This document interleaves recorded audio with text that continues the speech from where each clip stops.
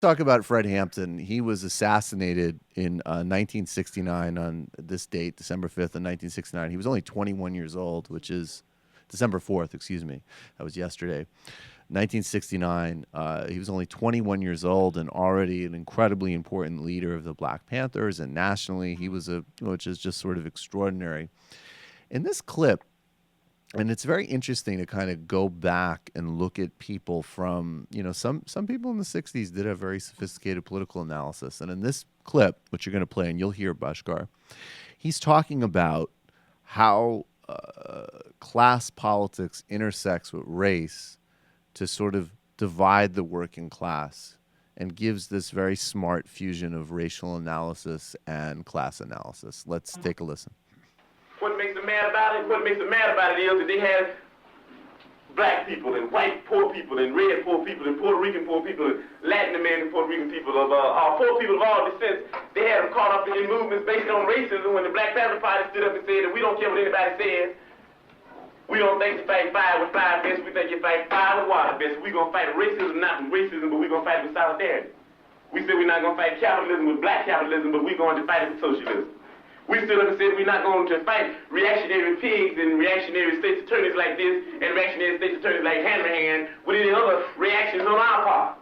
We're going to fight their reactions where all of us people are getting together and have an international proletarian revolution. Right on. Right on. And that's saying all power to the people. Right on. That's saying that no matter what color you are, there's only two classes. And that's saying there's a class over here and there's a class over there. And the reason that this class over here has never did anything to get this class off its back, because this is lower, this is upper, this is the oppressed, this is the oppressor, this is the exploited, this is the exploiter. And these people in this class have divided themselves. They say, I'm black and I hate white people. I'm white and I hate black people. I'm Latin American and I hate hillbillies. I'm hillbilly and I hate Indians. So we fighting amongst each other. And you've heard the testimony of pigs here. You got pigs of all colors, you know that. You got pigs that are white, you got pigs that are black, you even got pigs that are black and white. Okay, Bashkar, what are your thoughts? Yeah, it's shocking his level of, and just in general, the level of political sophistication of that generation of radicals. I mean, you have someone like Fred Hampton, who was so young when he was emerging as a leader. He was 18, 19, 20, and he was murdered, like you said, when he was 21 years old.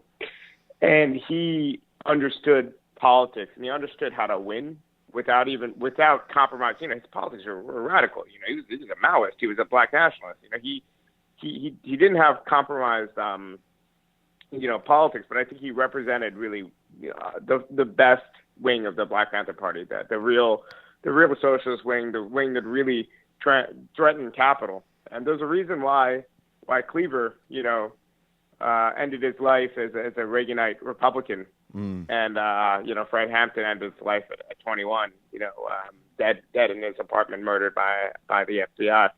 But, there's that clip where he, I think says what's more or less common sense, right? There's some nuance and complications we can add to it, but fundamentally at its core, working people of all races would benefit from a broad multiracial kind of class movement, and that's one of the best ways to address racism. That's something Fred Hampton understood, and that's what he expressed.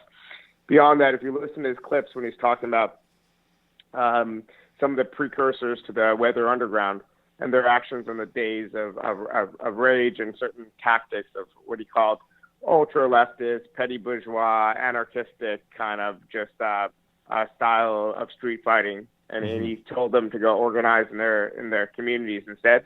Right. I mean, that kind of, again, add some complications, add some, nuance. It's a little bit more complicated than he let on, but still, that's a level of sophistication you wouldn't get today. And I think it tells you why it's important that we actually have political discussions and political education. We're reading, we're talking about theory, even if it seems disconnected from our day-to-day activism, because I think in general the left is less grounded in history, and in general we're dumber than we were in the past. A lot of us are kind of stuck in kind of a very vague and amorphous progressivism, and we were drawn to politics for the right reason. But Hampton, I think, really shows you, what you could do with when you really think seriously about these issues, and how it doesn't have to stop you from also being an incredible organizer and activist. It's not an either or.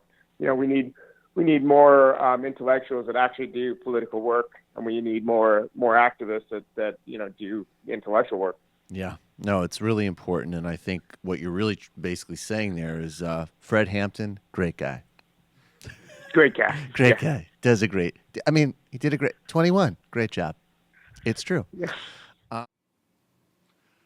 Hey, it's Sam Seder. Why don't you subscribe to this channel? You can do so right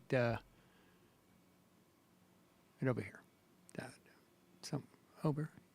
Subscribe.